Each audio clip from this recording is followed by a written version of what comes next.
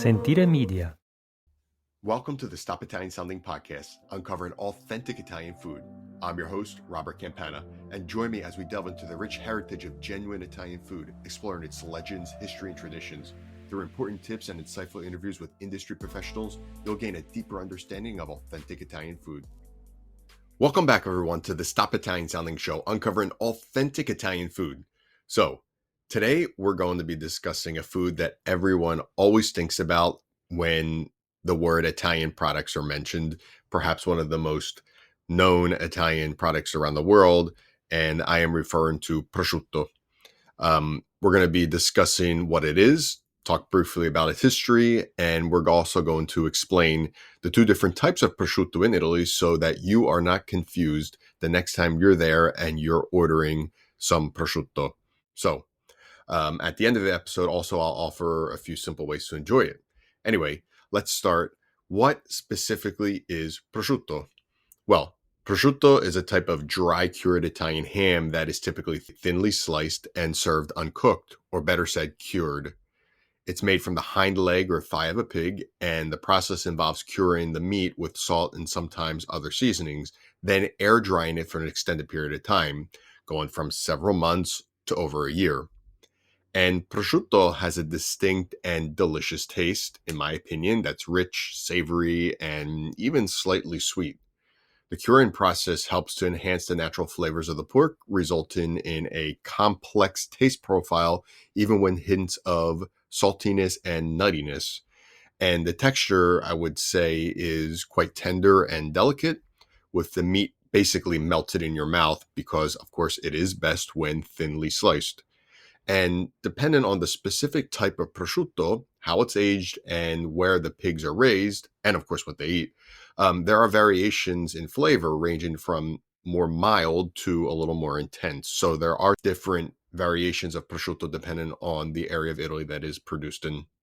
So anyway, what is its history? Well, it isn't something that could be pinpointed with a specific start date, because this way of curing meat goes back all the way to the ancient times when various cultures, including the ancient Romans, practiced the art of preserving meat through salting and air drying. This allowed them to store meat for extended periods without, of course, refrigeration. In fact, the word prosciutto comes from the Latin pro, meaning before, and exuctus, meaning to suck out. And that's basically what adding salt does. It removes any moisture from the meat. So anyway, as we fast forward to the Middle Ages, the practice of curing and preserving pork became more widespread throughout Italy. In fact, monasteries actually helped to play a significant role in refining these techniques because they often had access to large quantities of pork and also dedicated areas for meat curing.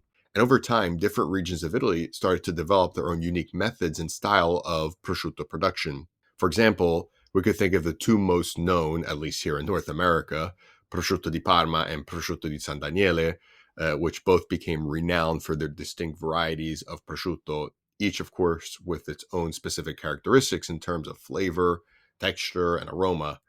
However, it wasn't until the Renaissance period when prosciutto had started to be enjoyed both by nobility and commoners alike. And of course, its popularity continued to grow. And finally, by the 19th and 20th centuries, prosciutto had become an integral part of Italian cuisine as we know it today. And this leads me to my next point. Nowadays, of course, Italian prosciutto is celebrated worldwide for its exceptional quality and taste. And for this reason, many people want to try it when they visit Italy, and for good reason. After all, there are many different regional variations of prosciutto, which all offer unique tastes of this cured meat. However, when in Italy, simply asking for some prosciutto could lead to some confusion. For example, if you want a panino, let's just say, with prosciutto, the counter response may be prosciutto crudo or prosciutto cotto. So, what is prosciutto crudo and what is prosciutto cotto? Well, let's start by saying that in the English language, we use the Italian word prosciutto when we want to refer to the cured ham. In Italy, it's referred to as prosciutto crudo, which literally means raw ham. Raw, of course, in the sense of cured. So, what is prosciutto cotto? Well, it's exactly the opposite. So, cooked ham. In English, at least here in North America, we simply use the word ham when referring to cooked ham. So, when in Italy, you'll have the option of either prosciutto crudo, which is raw or cured ham, or prosciutto cotto, which is cooked ham. So I would assume that most native English speakers, as they ask for prosciutto in Italy, are probably referring to prosciutto crudo or just simply crudo, and that's what you should ask for, unless, of course, you want the cooked ham or prosciutto cotto. Anyway, as I mentioned before, there are different regional types of prosciutto crudo. I mentioned before prosciutto di Parma and prosciutto di San Daniele, but there are many other ones, and just to name a few, prosciutto di Modena, prosciutto toscano, prosciutto di Norcia, and prosciutto di Carpegna, of course. And all of these prosciutti, which is the plural word of prosciutto, are considered to be PDO products, or DOP products, as it's known in the Italian acronym. So why am I saying this? I'm saying this because they could only be produced in specific geographic areas due to their tradition, history, and of course, production know-how. They'll all have the red and yellow PDO cylinder packaging, so it's very easy to recognize that they are PDO products. And just to make a simple example, prosciutto di Parma is different than prosciutto di San Daniele. They are produced in different areas. Prosciutto di Parma, for example, is from Parma in the region of Emilia-Romagna, while prosciutto di San Daniele is from San Daniele in the region of Friuli Venezia Giulia. They're both, of course, prosciutti crudi, meaning cured hams. However, they do have different tastes. For example, prosciutto di Parma does tend to have, let's just say, a sweet and slightly nutty flavor, while San Daniele has a slightly sweeter and more complex flavor with some hints of fruitiness and even more of a tender texture.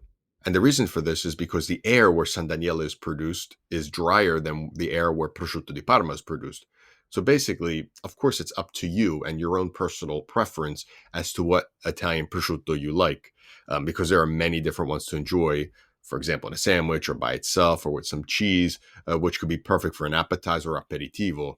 And another way to enjoy it, especially when it's warmer outside, is to wrap it around a piece of melon, known as prosciutto melone. And you may say, what? Prosciutto and melon, how do they match together? How could that be good? Well, believe me, try it and you'll see firsthand it is a perfect combination. In fact, it could be eaten as an appetizer, for aperitivo, or even as a light dinner during the summer. So the sweetness of the ripe melon, that's the key word, the ripe melon, contrasts very well with the salty and savory flavor of the prosciutto, which creates a flavor profile, in my opinion, that's quite refreshing and also delicious and pleasant to eat. And of course, the prosciutto has to be thinly sliced. I'm referring to prosciutto crudo. And the melon has to be ripe and in season for this combination to work. Anyway, as we wrap up today's episode, I'd like to remind you of the differences between this delicacy. I do consider it a delicacy because it's well loved not only in Italy, but also around the world. I'm talking, of course, the differences between prosciutto cotto and prosciutto crudo, and the fact that when you're in Italy, you'll have to distinguish between the two. Again, prosciutto crudo meaning cured ham and prosciutto cotto meaning cooked ham. Thank you for joining me on this journey through the stories of authentic Italian cuisine. If you enjoyed today's episode, don't forget to subscribe to this podcast for more insights and interviews. Also, feel free to reach out with your thoughts or questions on our social media channels at Stop Italian Sounding or on our website stopitasounding.com. Grazie a tutti e alla prossima.